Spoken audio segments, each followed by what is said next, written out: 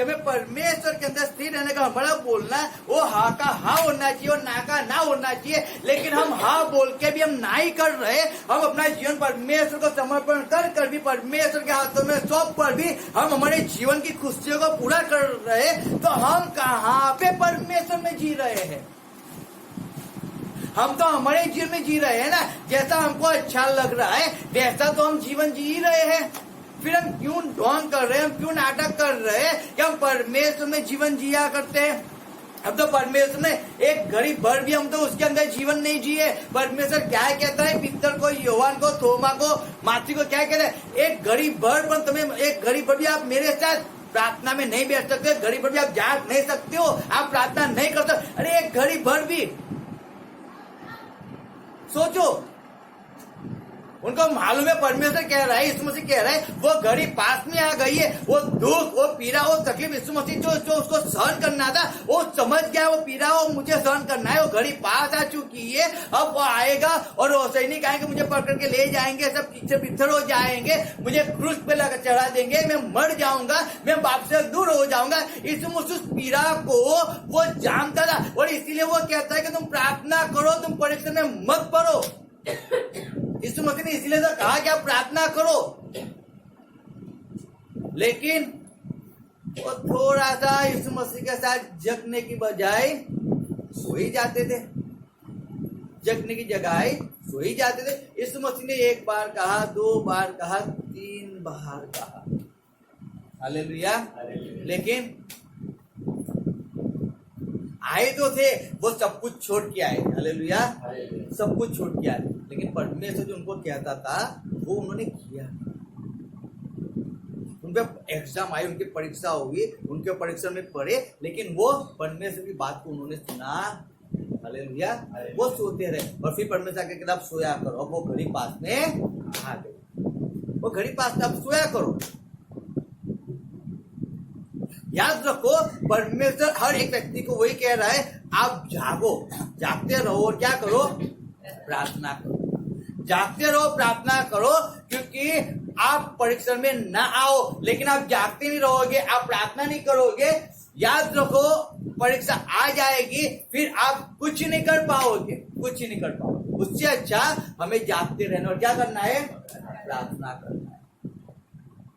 प्रार्थना करो, हर एक समय प्रार्थना करो, परमेश्वर के अंदर बैठ के प्रार्थना करो, संगति में जाके प्रार्थना करो। परमेश्वर हर एक परिस्थिति जो मुझ पे हावी होने वाली है, जो मेरे परिवार पे हावी होने वाली है, जिस परिस्थिति में हारने वाला हूं, जो परिस्थिति मुझे हराने वाली है, परमेश्वर वो परिस्थिति तुम मेरे जीवन से दूर कर, मुझे बढ़ दे, मुझे इतना सामर्थ दे कि मैं उस परिस्थिति के साथ में लड़ पाऊं, उस बीमारी के साथ, उस तकलीफ के पास में लड़ पाऊं। परमेश्वर मुझे उतनी सहायता कर, हालेलुया। परमेश्वर देगा, परमेश्वर देगा। इसलिए तो परमेश्वर ने कहा था तुम जागते रहो, प्रार्थना करो, तुम परीक्षा में ना पढ़ो। लेकिन वो जागते नहीं रहे, उन्होंने प्रार्थना नहीं किया, इसलिए उन पे एग्जाम आ गई, परीक्षा आ गई, इसलिए उनको भागना पड़ा। हर व्यक्ति जब आवाज को नहीं सुनता है उसको भागना पड़ता है, उस पर परीक्षा आती है।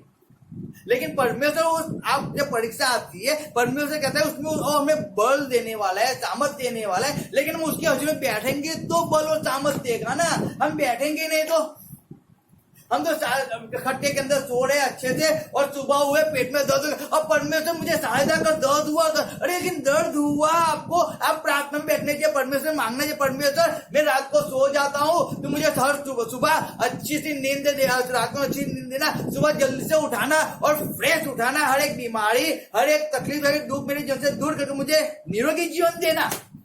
मैंने प्रार्थना तो किया नहीं शाम को और मैं तो सो गया, और जब सो गया तो शैतान सामने ही खड़ा था, हालेलुया। क्या कहते हैं? शैतान सामने ही खड़ा था, सामने ही खड़ा था शैतान। बोलो, हाँ, वो मेरे जीवन में सामने ही खड़ा था। अरे शैतान को तो परमेश्वर ने 2023 साल पहले तो हरा दिया, उसको तो हरा दिया। वो आपके सामने कहां से आएगा? अब आपके सामने कहां से आएगा वो मुझे बताओ। वो तो हार चुका, उसकी ताकत भी उतनी नहीं है कि आपके पास वो आके बैठ सके, उसकी ताकत उतनी नहीं कि आपको छू सके। बात को समझो, हम हार चुके हैं। कौन हार चुका? मनुष्य हार चुका, परमेश्वर नहीं हारा। परमेश्वर तो आदमी वहां पे खड़ा है और वो भी कह रहा है अभी भी मैं तुझे सामत दे रहा हूँ, अभी तुझे बल दे रहा हूँ, तुम मुझसे खड़ा हो जा। मनुष्य खड़ा ही नहीं हो रहा है, तो वो अपनी इच्छा को पूरी करने में लगा हुआ है, अपने जीवन को बचाने में लगा हुआ है, अपने मौत को पूरा करने में लगा हुआ है। तो परमेश्वर करे तो करे क्या? और फिर तकलीफ हो जाती है, फिर परमेश्वर को आवाज लगा, परमेश्वर अब परमेश्वर मैंने तुझे कहा था, पहले ही कहा था ना, पहले ही कहा था बाड़े के अंदर है, बाड़े से बाहर मत निकल। परमेश्वर ने पहले ही कहा ना कि घर के अंदर है, घर से बाहर मत निकल। तू घर से बाहर निकलेगा तो वहां पे वो सीधो खड़ाई है, वो वरु खड़ाई है तुझे खा जाने के लिए, फाड़ डालने के लिए। तू मेरी बात को सुनता क्यों नहीं है? क्यों नहीं सुनता है? क्या परमेश्वर नहीं कहता है? मुझे बताओ। कहता है, वो कहता है, उसके सेवक के द्वारा कहलाता है, लेकिन व्यक्ति वचन को सुनता नहीं है, वचन पे चलता नहीं है और फिर परीक्षा में आ जाता है, गिर जाता है, तो फिर उस परिणाम गलत ही होगा ना। हम क्यों समझते नहीं है? हमें वो समझना चाहिए। हम दोष लोगों पे लगा रहे, हम दोष पास्टरों पे लगा रहे, सेवक पे लगा रहे, हम दोष अपने परिवार पे लगा रहे, लेकिन दोष तो मुझ में है और किसी में नहीं है। दोष मुझ में है, क्योंकि मैं उस अनुसार नहीं चल रहा हूं, मैं उस अनुसार काम नहीं कर रहा हूं, तो मैं क्यों लोगों पे उंगली उठाऊं? मैं क्यों उठाऊं? उसने ऐसा किया, उसने वैसा किया, उसने मेरे जीवन में ऐसा काम कर दिया। अरे लोगों ने कुछ नहीं किया, लोगों ने नहीं किया। जब मैं परमेश्वर में आया, एक बात हम एक वचन पढ़ेंगे, हम याकूब उसका 5 अध्याय उसकी 10 आयत हम पढ़ेंगे। याकूब उसका 5 अध्याय उसकी 10 आयत में पढ़ता हूं, सुनो हिंदी में।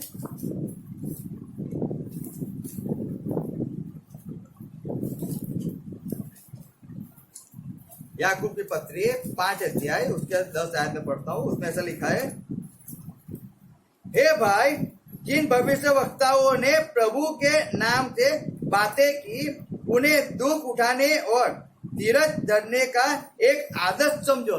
यहाँ पे परमेश्वर का वचन कह रहा है कि दुख उठाने के लिए क्या कहता है? क्या कहता है यहाँ पे? दुख उठाने और धीरज धरने का एक आदर्श समझो।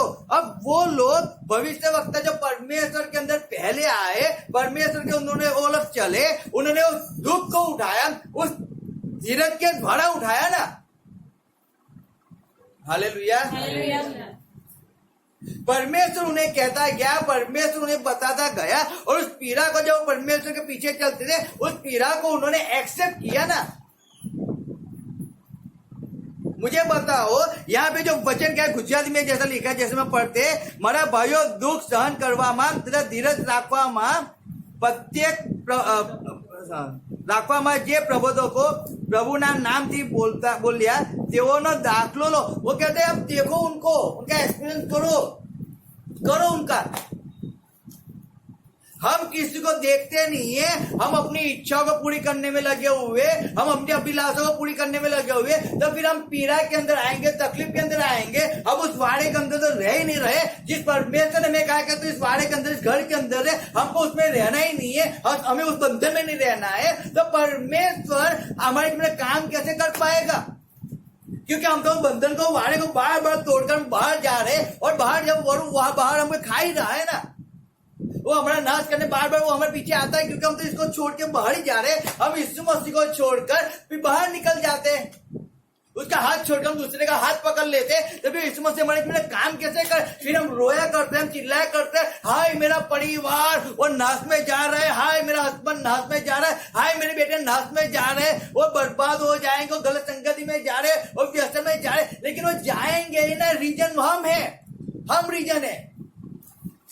हमको उनके लिए प्रार्थना करना थी, हमें उनके लिए मध्यस्थी करना था, लेकिन हम खुद ही गलत राह पे चले गए, तो मेरा परिवार तो बर्बाद होगा ही होगा ना। हालेलुया। समझो बात को। हम थोड़ा दुख परमेश्वर में सहन नहीं कर सकते, थोड़ी पीड़ा को सहन नहीं कर सकते, थोड़ी तकलीफ को सहन नहीं कर सकते। परमेश्वर वचन कहता है, आप प्रबोधों के उदाहरण को देखो, आगे के प्रबोधकों को देखो। हम देखते हैं यूसुफ एक जवान लड़का था। जब उसको बेच दिया उसके भाइयों ने 20 रुपए के अंदर, 20 सिक्कों के अंदर, वो कितने साल का था मालूम है? कितने साल का? 17 साल का था वो। और 17 साल का उसको जब बेच दिया, वो पोटीपास ने उसको खरीदा और उसका पोटीपास ने खरीद कर फिर उसको अपने घर का नौकर बनाया। अब सोचो, वो पोटीपास वो फारून का वहां पे काम करने वाला था। अब उसके घर पे बहुत से नौकर थे, बहुत से चाकर थे, सब लोग थे। वो दारू भी पीता होगा, सब कुछ वहां पे करते होंगे। लेकिन यूसुफ वो जिस घर के अंदर गया ना, वो जवान था। उसमें भी क्या बोलते हैं, वो एक गरम लोही बह रहा होगा, उसमें भी प्रेम लालसा बहुत कुछ होगा। वो भी सोचता होगा, ये लोग दारू पी रहे, मैं भी क्यों ना पीऊं। वो लोग तो ये व्यभिचार कर, मैं भी व्यभिचार क्यों ना करूं। ये लोग चोरी करें, मैं भी चोरी क्यों ना करूं। ये ऐसा कर, मैं भी ऐसा क्यों ना करूं। वो भी एक जवान था, उसमें भी सोच थी।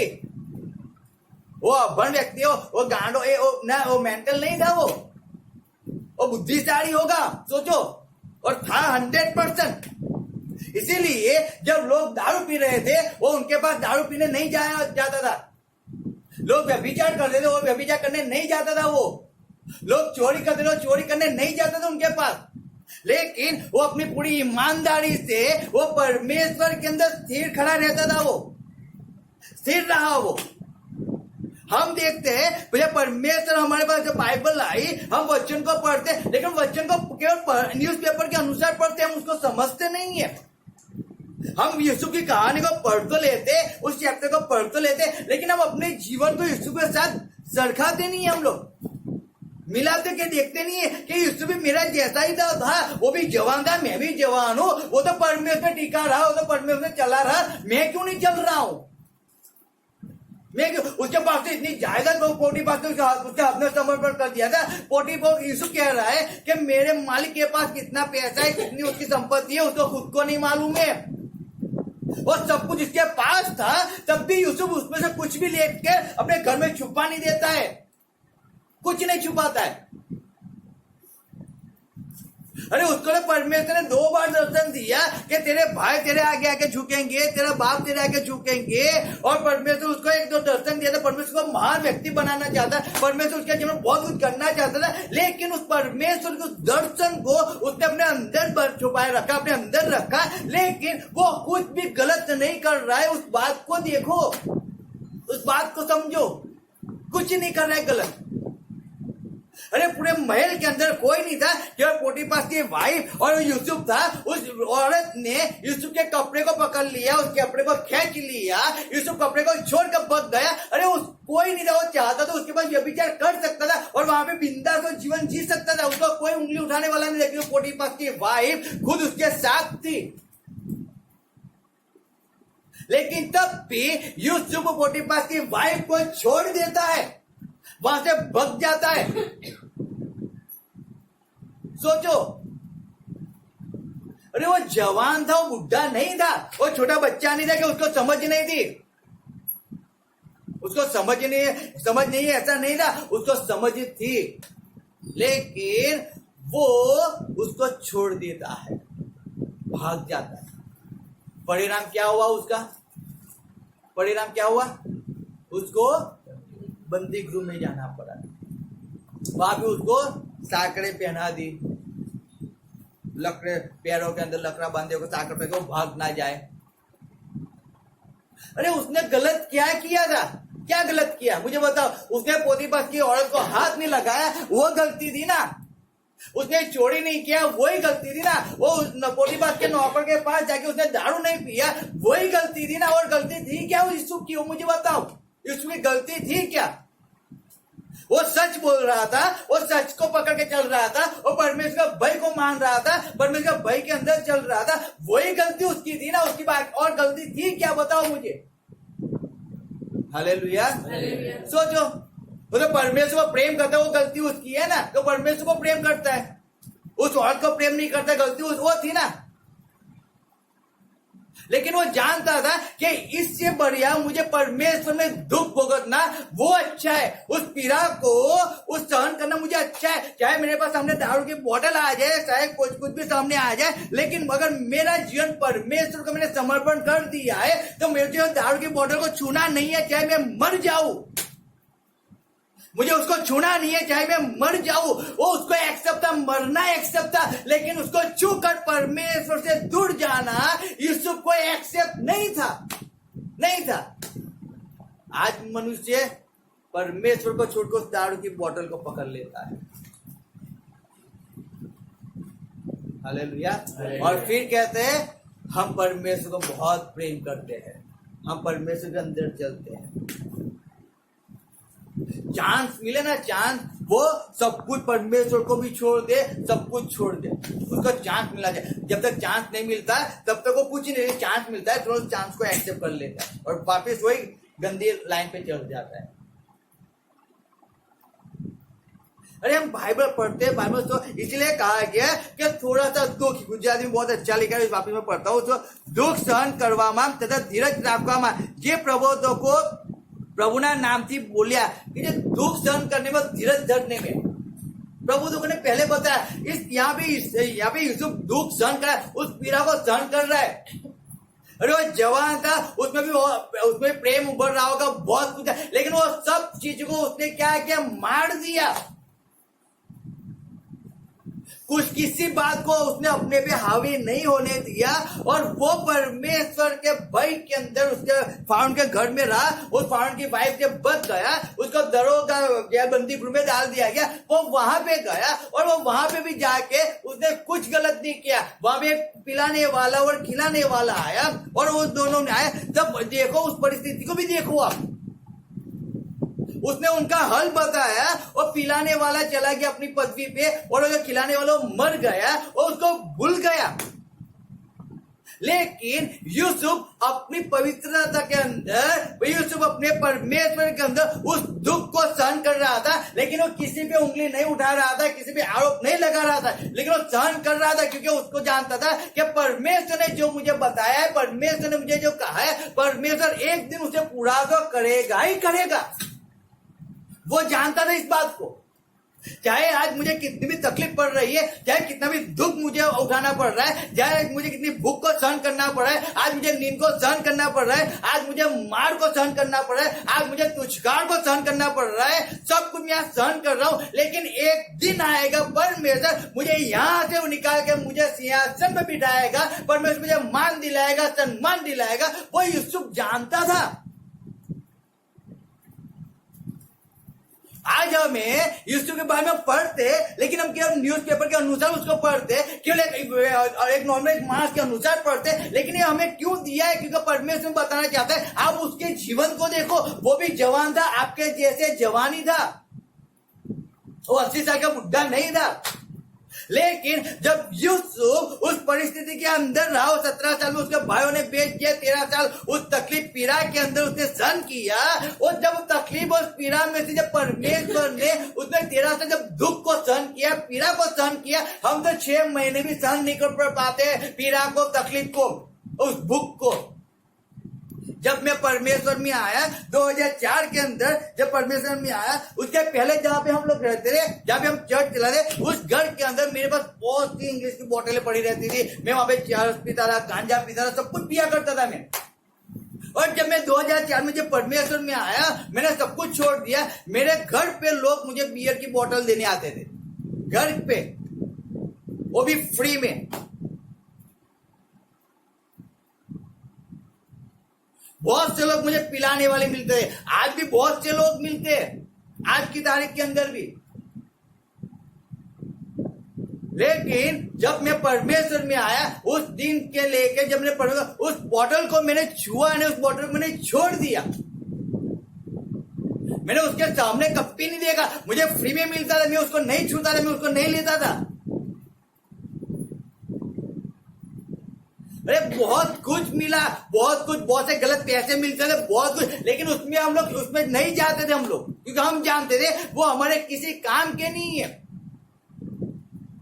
वो संगति हमें मिलती है। मैं जानता था ये संगति गलत है, मैं जानता हूँ ये व्यक्ति ऐसा पीने वाला है, ये व्यसन करने वाला है, ये ऐसा व्यक्ति है। मैं जानता था, मैंने उसकी संगति को छोड़ दिया। कभी मैं उसके पास जगह नहीं खड़ा रहा, मैं कभी उसको मिलने नहीं गया, कभी मैं उसके पास खाना खाने नहीं गया, चाहे मेरे पास पैसा हो या ना हो, लेकिन मैंने कभी उसकी हेल्प नहीं ली। मैं जानता था ये तकलीफ मुझे सहन करना अच्छा है उससे मिलने से।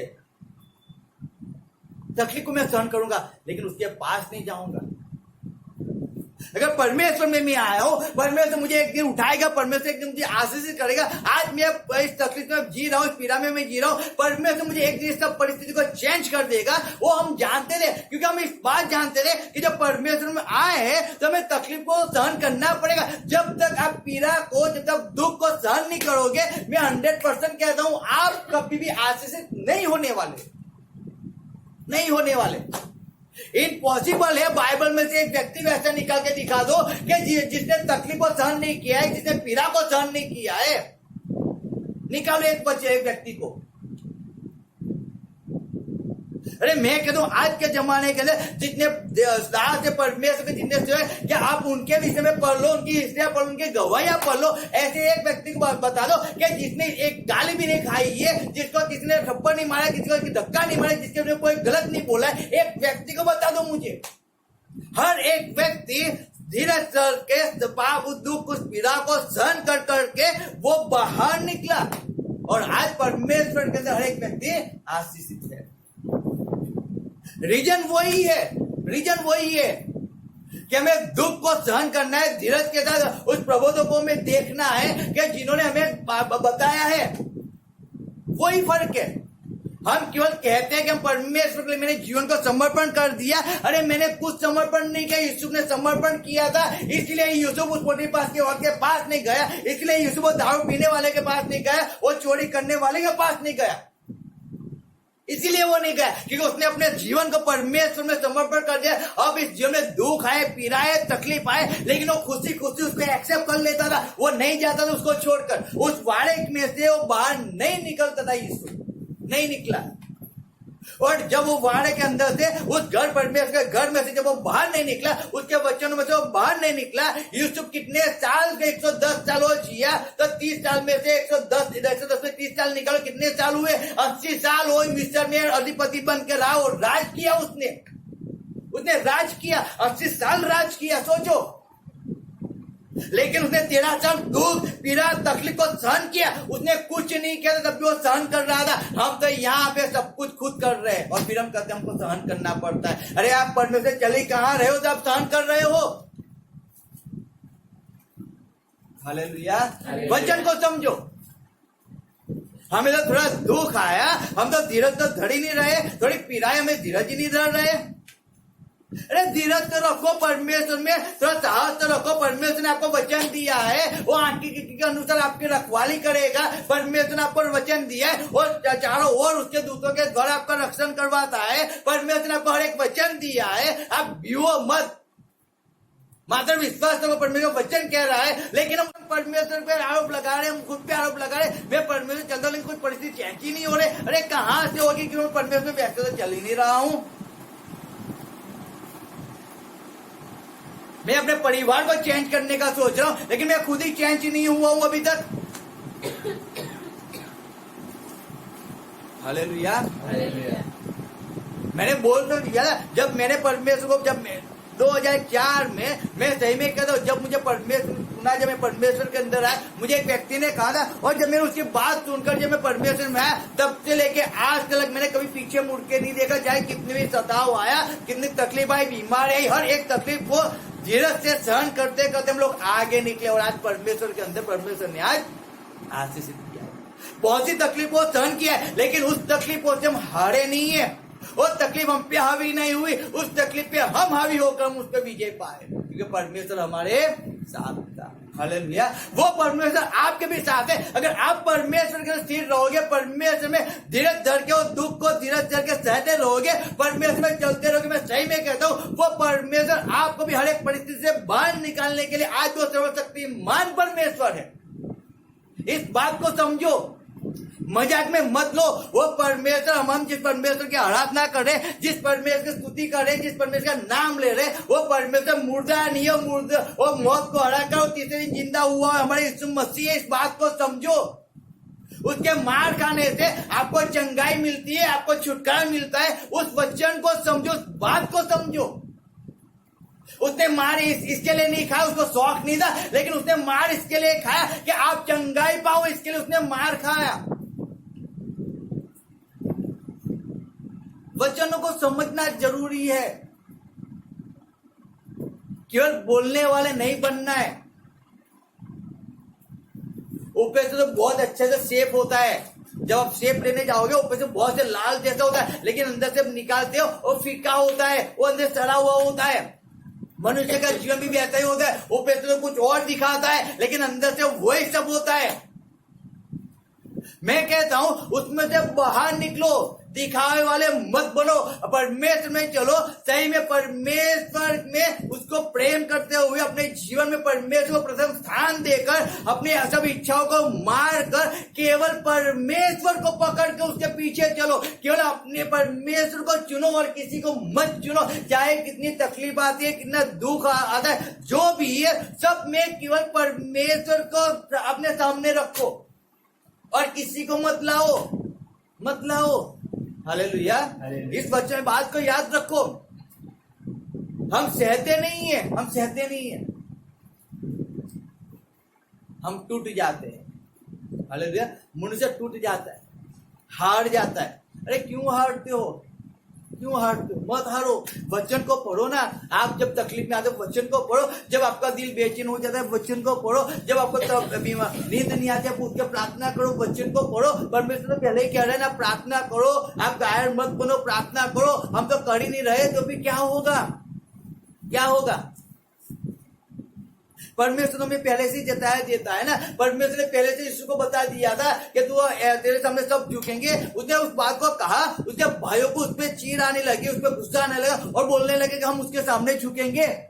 उन्होंने उस क्रोध से उसको बेच दिया। लेकिन परमेश्वर ने उसके जीवन में जो कहा था, जो प्रॉमिस उसको दिया था, क्या परमेश्वर ने उसके जीवन में प्रॉमिस को पूरा नहीं किया? क्या बोलो?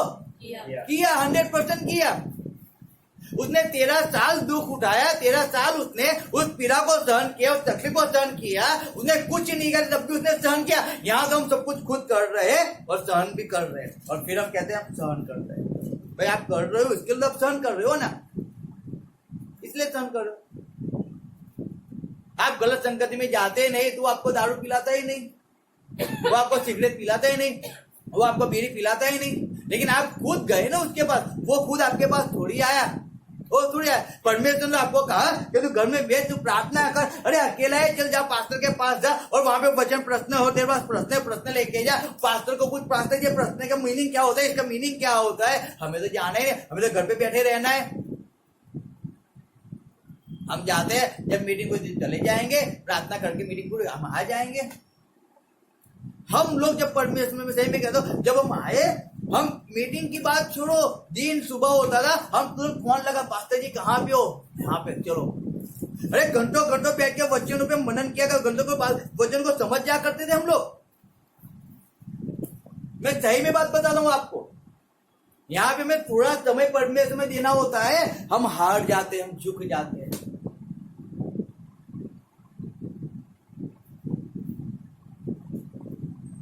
हालेलुया। इस बात को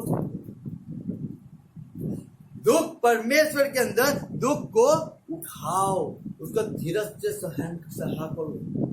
हार मत जाओ, मत हारो। कोई तकलीफ आज तुम्हारे जीवन में, कोई आप परमेश्वर के अंदर चल रहे हो, आज आपको तकलीफ पड़ रही है, मैं कहता हूँ हारो मत हारो।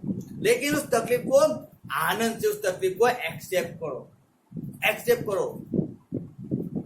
आप परमेश्वर, जब आप घर में परमेश्वर का नाम नहीं ले रहे हो, आप बाहर परमेश्वर का नाम नहीं ले रहे हो, आप सब कुछ छोड़ के जब बाहर निकले, अब जब आप परमेश्वर में जियाई करते हो, उस तकलीफ से मत हारो कि मेरा परिवार क्या कर रहा है, कि मेरा समाज क्या कर रहा है, मेरे फ्रेंड क्या कर रहे हैं। मत किसी चीज को मत देखो, बस अब आपका ध्यान वहां पे होना चाहिए कि परमेश्वर मेरे जीवन में क्या कह रहा है, परमेश्वर मुझसे क्या करवा रहा है, परमेश्वर की इच्छा आगे क्या है। बस मुझे उस बात को समझना है, उस बात को समझना है।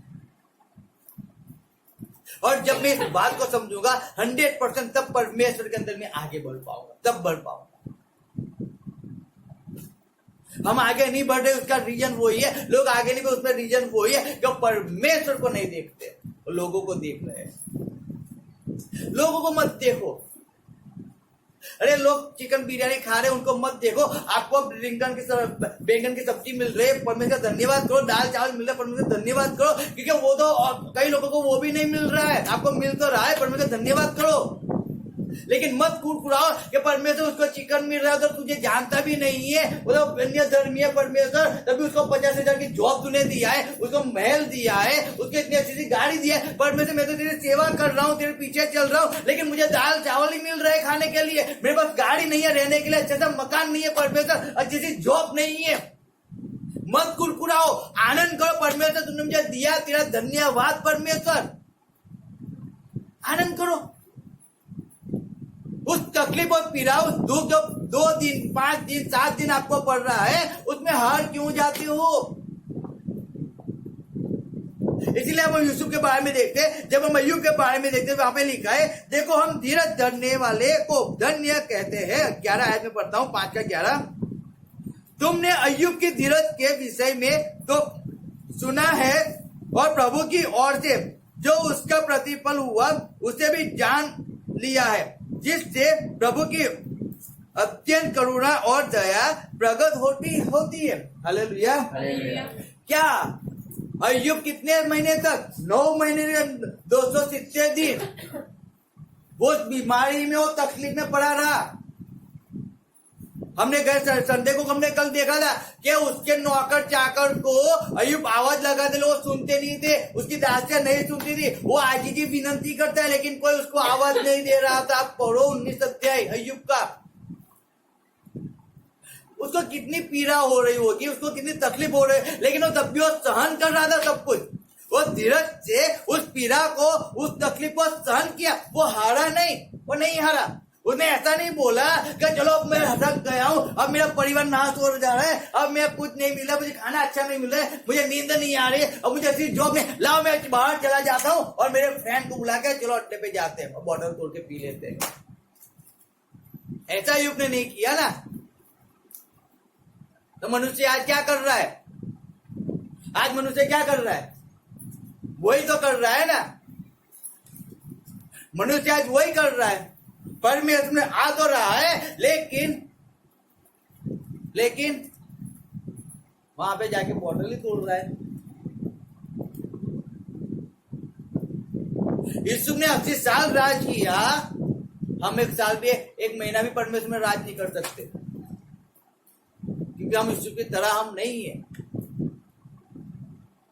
हमें दर्द सहन नहीं करना है, हमें पीड़ा को सहन नहीं करना है, हमें परमेश्वर में स्थिर खड़े नहीं रहना है। तो हम राज करेंगे कैसे राज करेंगे बताओ? राज करना है तो सहन करो धीरे से। अरे चाहे मैं मर जाऊं, यूसुफ जानता था अगर मैं पोटीफर की वाइफ को ना बोलूंगा तो मुझे क्या करेगी, शायद मरवा देगी, शायद बंदी में, वो सब कुछ जानता, लेकिन उसने उसको ना बोल दिया, उसने एक्सेप्ट नहीं किया, उस बात को नहीं किया। अरे आप ना बोल दोगे, अरे मुझे नहीं पीना है, मुझे तुम्हारे पास नहीं घूमना है, मुझे तुम्हारे पास रिलेशन नहीं रखना है, तो उसमें गलत क्या है? छोड़ दो उस संगति को। जो संगति तुम्हें परमेश्वर से दूर ले जा रही है, उस संगति को छोड़ दो। जिस जॉब पे तुम बिगड़ रहे हो, उस जॉब को छोड़ दो। छोड़ दो उस बात को जो तुम्हें परमेश्वर से दूर ले जा रही है। मर के जीने से अच्छा एक बार मर जाओ, वो अच्छा है, वो अच्छा है। हालेलुया। समझो बातों को ना। वो जॉब आपको पूरी लाइफ तक आपको खाना खिला सकती है, आपको एहतराम दे सकती है, ना कोई और चीज आपको एहतराम दे सकती है पूरी लाइफ। केवल एक परमेश्वर है कि जो आपको पूरी लाइफ आपको संभाल सकता है, आपकी हर एक कभी घटी को पूरी कर सकता है। उसके अलावा कोई नहीं है। आप उस जॉब के लिए परमेश्वर को छोड़ देते हो, उस फ्रेंड के लिए परमेश्वर को छोड़ देते हो। मैं कहता हूं उस फ्रेंड को, उस जॉब को छोड़ो, उस समाज को छोड़ो, उस परिवार को छोड़ो जो परमेश्वर के विरुद्ध में आता है, छोड़ो उससे और परमेश्वर में खड़े हो जाओ। शैतान हम पे हावी होता है, अरे शैतान की ताकत नहीं हो तुम पे हावी हो जाए, मैं हम सही भी कहते हैं। ये बहाने बनाना बंद करो। शैतान की ताकत नहीं है वो आपको आके छू ले, उसकी ताकत नहीं वो आपको दारू के अड्डे पे ले जाए, उसकी ताकत नहीं है कि वो सिगरेट को आपके मुंह में रख दे, उसकी ताकत नहीं है कि आपको चरस की गोली लाके खिला दे, उसकी ताकत नहीं है कोई लड़की को लाके आपके सामने खड़ा कर दे। ताकत उसकी नहीं है, वो करने की सब इच्छाएं आपकी होती है। और फिर हम कहते हैं वो हमें करवाता है। मैं गया और मेरा फ्रेंड मिल गया, उसने मुझे, अरे वो थोड़ी मिला, मैं उसके पास गया था ना, वो मुझे मिला। मेरे पास कॉल था, मेरे पास बहुत फोन आते ना भाई, सॉरी મારો તમે મીટિંગનો ટાઈમ છે, તમારા પ્રાર્થના ટાઈમ છે, તમારે બાઇબલ વાંચવાનું છે, મારે બહાર नहीं आऊँ, मैं कोई जगह फरवा नहीं आऊँ। बहुत से आज भी मुझे घुमाने के लिए, मुझे एंजॉय कराने के लिए बहुत से लोग हैं आज की डेट के अंदर भी। लेकिन जब परमेश्वर में आया, मैं सही में कहता हूँ, मैं मेरे उन फ्रेंडों के साथ जब मैं 2004 में आया, जब मैं जॉब किया, तब तक मैं हर एक जगह, इस बारिश के समय में हम हर एक जगह जो झरना आता है वहां पे हम जाते थे। बहुत से मेरे फ्रेंड लोग मेरे साथ बैठकर वो दारू की बोतल खोल खोल के पिया करते थे, बहुत मुझे मनाया करते थे, ले पिए पिए, कभी नहीं पिया मैं, कभी नहीं। अरे मैं वहां पे दूर था, कोई किसी को मालूम भी नहीं होता कि मैं कहाँ पे हूं। लेकिन नहीं, अगर कोई नहीं देखता है लेकिन परमेश्वर तो देख रहा है, मैं गलत करूंगा इस चीज को। अगर जिस फ्रेंड के साथ में बैठ के पीऊंगा, वो फ्रेंड मुझे जानता है कि तो परमेश्वर का है, तो मुझे परमेश्वर की बातें बताता है। और अगर ये इसके साथ में दारू पीऊंगा, वो क्या कहेगा, ये भी मेरे जैसा ही है, नौटंकी है भी। मैं जानता था उस समय, उस पीड़ा, उस तकलीफ को, लेकिन मैं वहां से हट जाता था। क्यों पियो, मैं यहाँ पे बाहर बाजू में खड़ा रहता, मैं आपके पास नहीं बैठूंगा। फिर मैंने सब जगह उन सबको जाना बंद कर दिया, घूमना बंद कर दिया। नहीं घूमना है मुझे। क्या घूमने में आनंद है? नहीं, आनंद परमेश्वर के वचन में, परमेश्वर की संगति में आनंद है, परमेश्वर के साथ बैठने में जो आनंद है, वो आनंद बाहर दुनिया में घूमने में नहीं है। वो बात फिर हमें समझ आई, पर हमने सब कुछ छोड़ दिया, हमने छोड़ा। यूसुफ इस बात को जानता था, अय्यूब इस बात को जानता था, इसलिए अय्यूब उस पीड़ा में, उस तकलीफ को उसने सहन किया। आप बाइबल पढ़ते नहीं हो लगता है मुझे।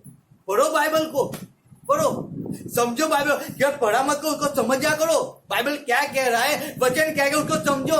अय्यूब 270 दिन तक, 270 दिन तक वो उस बीमारी, उस तकलीफ में रहा।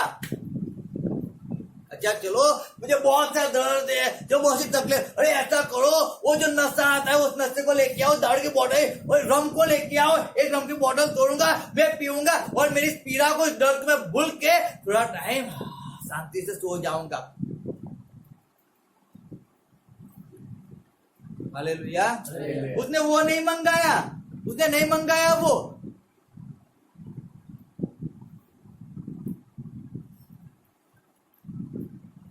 हम उसको सहन नहीं करते, दुख को, पीड़ा को सहन करो। हालेलुया, सहन करो और उसमें से बाहर निकलो। आप धीरज से उसको जब सहन करोगे, मैं वापिस पढ़ता हूं उसी आयत को गुजराती में, समझो उसको दूसरी बार। कहता है, भाइयों दुख सहन કરવામાં ત્યારે ધીરજ રાખવામાં જે પ્રબોધકો પ્રભુના નામ બોલ્યા તેઓનો દાખલો લો, उनका अनुकरण करो। मैं सही में कहता हूं अनुकरण करो। उन्होंने बताया, आपको बता दिया। आप दुख सहन करोगे, दुख सहन करने में आप धीरज रखोगे, 100% परमेश्वर आपको आशीष देगा, देगा, देगा, देगा, देगा, 100% देगा। कोई मन का मेघ नहीं को परमेश्वर आपको आशीष नहीं देगा, लेकिन आप सहन करने वाले बनो, धीरज से सहन किया करो। ऐसा मत सोचो कि आप अकेले आप कुछ सहन, अभी तक तो आपने कुछ सहन नहीं किया है। आप परमेश्वर में आए 6 महीने, साल हुए, 2 साल हुए, 5 साल हुए, आपने सहन किया तो किया क्या? आप 5 सुवर्त देने गए कि आपको किसी ने थप्पड़ लगाई? आप 5 सुवर्त देने गए कि आपको किसी ने गाली लगाई? आप 5 सुवर्त देने के लिए गए कि आपको किसी ने धक्का दिया? आपने क्या किया? क्या सहन किया बताओ? अभी तो सहन आपने दुख उस पीड़ा को तो अपने पढ़ा देखा भी नहीं है अभी तो।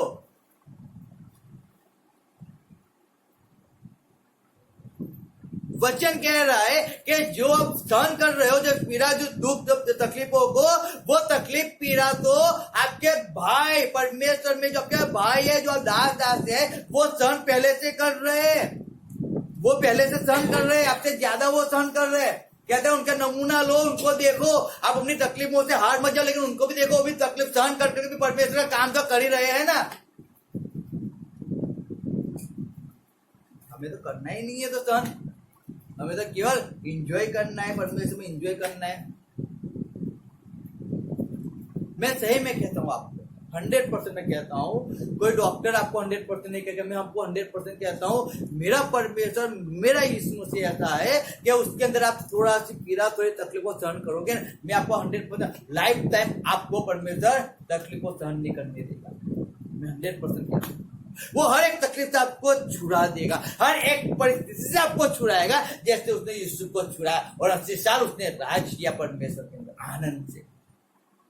हर एक चीज परमेश्वर ने उसको दिया, हर एक चीज। उसका फैमिली उसको मिला, उसका बच्चे मिले परमेश्वर दिया, उसकी वाइफ उसको दिया, पर मैं हर एक बात परमेश्वर उसके जीवन में किया, लेकिन उसने उस तकलीफ को हारा नहीं, उसने एक्सेप्ट किया।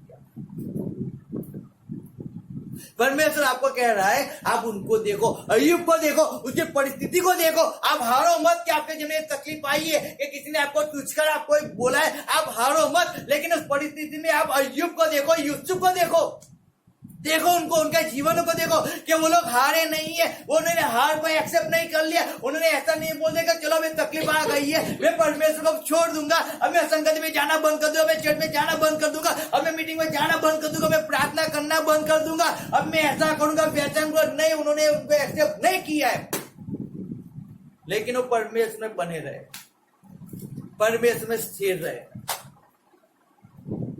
सब कुछ जो छोड़ के अय्यूब को सब लोग छोड़ के चले गए, उनको थूक रहा आया, अय्यूब की कोई सुन नहीं रहा था, उसको कोई बात नहीं कर रहा था, लोग आकर उस पे इल्जाम लगा रहे थे, उसको दोषी मान रहे थे, लेकिन तब भी अय्यूब परमेश्वर में स्थिर रहा। वो हारा नहीं, वो हारा नहीं। हालेलुया। वो नहीं हारा है, उसकी तकलीफ इतनी सहन नहीं कर सकता था, और रात में बैठा था और ठिकरे से अपने आप को खंजवार रहा था। लिखा है वो बैठ नहीं सकता, वो लेटा रहता था रात के अंदर। सोचो, वैसी तकलीफ तो किसी को नहीं हुई ना आज तक, तो फिर क्यों हार जाते हो? क्यों हार जाते हो? क्यों गलत रास्ते पे चले जाते हो? थोड़ा सा सहन कर लो, करो सहन, उस पीड़ा को, उस तकलीफ को सहन करो, मत हारो, मत हारो। यहाँ तो थोड़ी बारिश हो जाती है, हम चर्च में मीटिंग में जाना बंद कर देते हैं। थोड़ा सा पेट में दर्द हो गया, हम जाना बंद कर देते हैं। थोड़ा सा घर में बुला चालू हो गई, हम जाना बंद कर देते हैं। अरे मत करो, हारो मत, मत हारो, परमेश्वर में खड़े रहो, अड़े और खड़े रहो। Hallelujah, hallelujah, hallelujah. परमेश्वर में दुख को उस धीरज के साथ सहन करो, दुख को सहन करो, उस धीरज के साथ परमेश्वर में चला करो। एक दिन आएगा, कल परमेश्वर मेरे जीवन में काम करेगा। 1 घंटे के बाद परमेश्वर मुझे एक अच्छी जॉब देने वाला है। मैं परमेश्वर तेरा धन्यवाद करता हूँ। मैं आज तक 5 साल से परमेश्वर का धन्यवाद कर, परमेश्वर तूने मुझे 15 एकड़ जमीन दिया है, तेरा धन्यवाद परमेश्वर। तूने लाख लोग परमेश्वर दिया, तेरा धन्यवाद परमेश्वर। परमेश्वर तूने मुझे ये दिया है, वो दे, परमेश्वर धन्यवाद तेरी सेवा के लिए। तू मुझे ज्ञान दे, धन्यवाद। में हर रोज परमेश्वर धन्यवाद करते हम लोग, हर रोज। अरे धीरज रखकर परमेश्वर में चलना है ना, उस पीड़ा को, तकलीफ को सहन करते हुए परमेश्वर में चलना है, लेकिन हारना तो नहीं है। परमेश्वर 5 साल हो गए, कुछ ही नहीं हुआ, चलो बंद कर दो, अब नहीं करना है, अपने जीवन में जिया करो, वापस वही जीवन में चले जाओ। नहीं, वैसा नहीं है, वैसा नहीं है। एक बार अपने परमेश्वर के मार्ग को चुनकर आप वापिस जाओगे, मैं सही में कहता हूं, वो परमेश्वर के राज्य की योग्य नहीं है। परमेश्वर का वचन कह रहा है, मैं नहीं कहता हूं। हालेलुया। इसलिए परमेश्वर का वचन कह रहा है, आप धीरज से उसको सहन करो, दुख को धीरज से सहन करो। उन प्रबोधकों ने जो बातें किया है, जो वचन दिया, उसको समझो, देखो, और उस वचनों के अनुसार परमेश्वर 100% आपको सहायता करेगा, 100%। परमेश्वर इस मसीह कहता है, याद रखो इस मसीह का वचन, हर एक वचन को आप याद रखो, वचनों को, हर एक वचन को याद रखो। परमेश्वर इस मसीह के पीछे जब आपको चलना है ना, याद रखना, इस मसीह कहता है अगर लोगों ने मुझे सताया, अगर मुझे ऐसा किया है, वो आपको भी करेंगे। उस बात को कभी भूलना मत, कभी मत भूलना, कभी मत भूलना, कभी भी इस बात को मत भूलना है, और उस बात को समझ कर चलना। जब यीशु मसीह सेवा शुरू किया यीशु मसीह ने, और उसके बाप ने उसको छोड़ दिया, यानी कि उसने परिवार को छोड़ दिया, क्योंकि उसका परिवार उसको परमेश्वर के अंदर स्थिर नहीं होने देने वाला। मरियम जानती थी, लेकिन इसलिए उसने छोड़ दिया। आप जब उस हिस्ट्री को पढ़ते हो, जब उस बातों को समझते हो, हमारा पॉइंट वो नहीं है, लेकिन उस बात को मैं समझाता हूँ। जब आप परमेश्वर में चलते हो ना, वो हर एक चीज जो आपके और परमेश्वर के बीच में आती है, उसको छोड़ो। परिवार को छोड़ने की बात नहीं है, क्या परिवार को छोड़कर परमेश्वर भगने लो, नहीं, वो बात नहीं है। लेकिन समझो क्या पहला प्रथम स्थान आपको परमेश्वर को देना है। पहली इच्छा परमेश्वर की पूरी होनी चाहिए आपके जीवन के अंदर, आपकी नहीं होनी चाहिए। परमेश्वर क्या कहता है आपको, क्या कहता है, पहले उसकी आवाज को सुनो, बाद में दूसरे की आवाज को सुनो।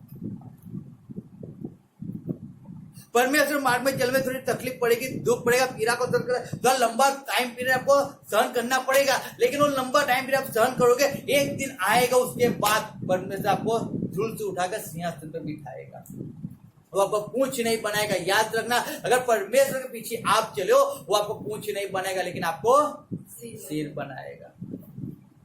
यशायाह में लिखा है, जो लोग आपका विरोध कर रहे हैं, जो लोग आपको तुच्छकार रहे हैं, वो हर एक व्यक्ति आएगा। यशायाह 60:14 में लिखा है, वो हर एक व्यक्ति आएगा, आपके पैरों की तलवे की तक को झुकाएगा।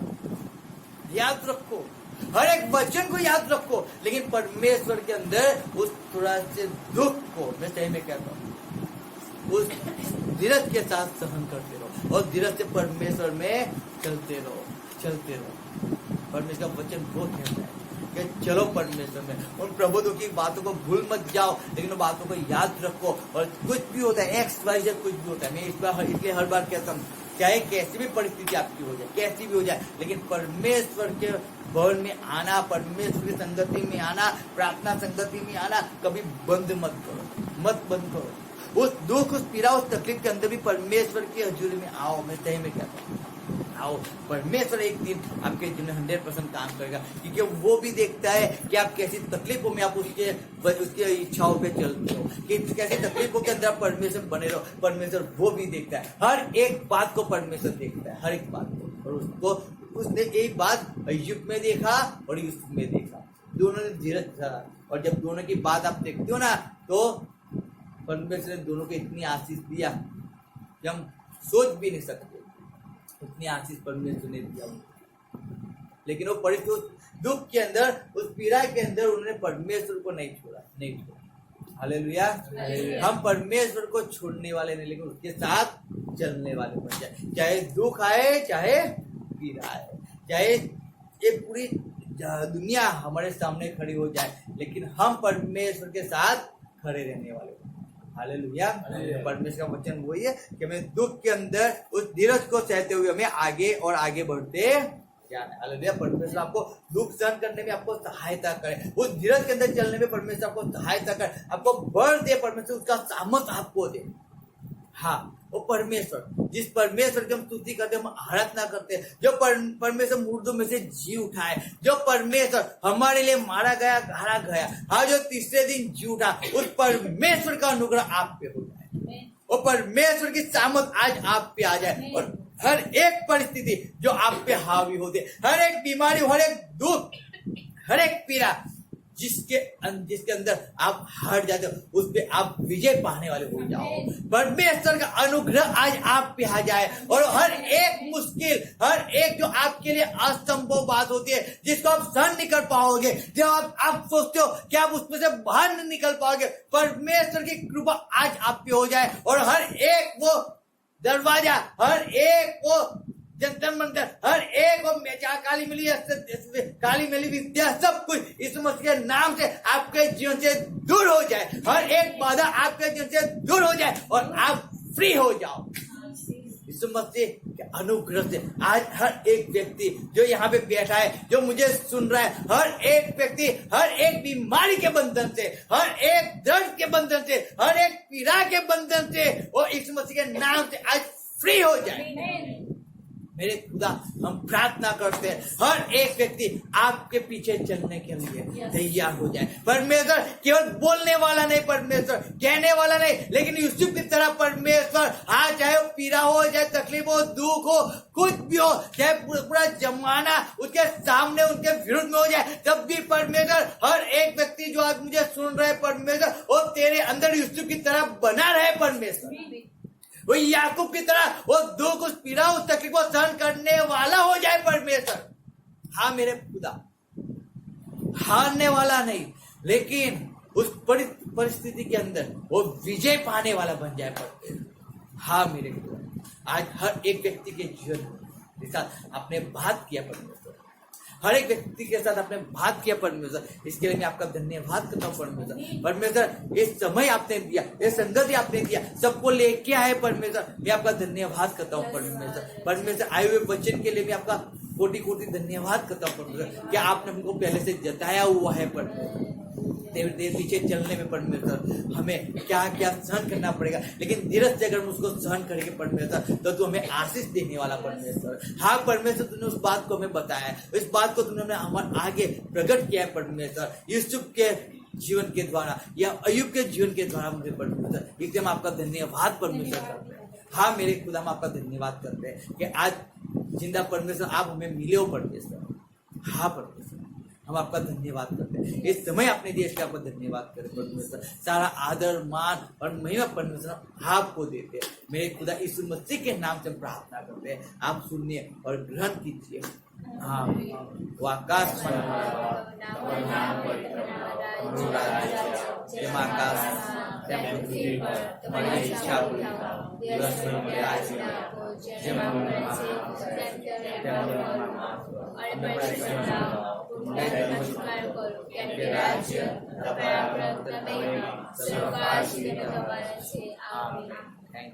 Thank you. हालेलुया।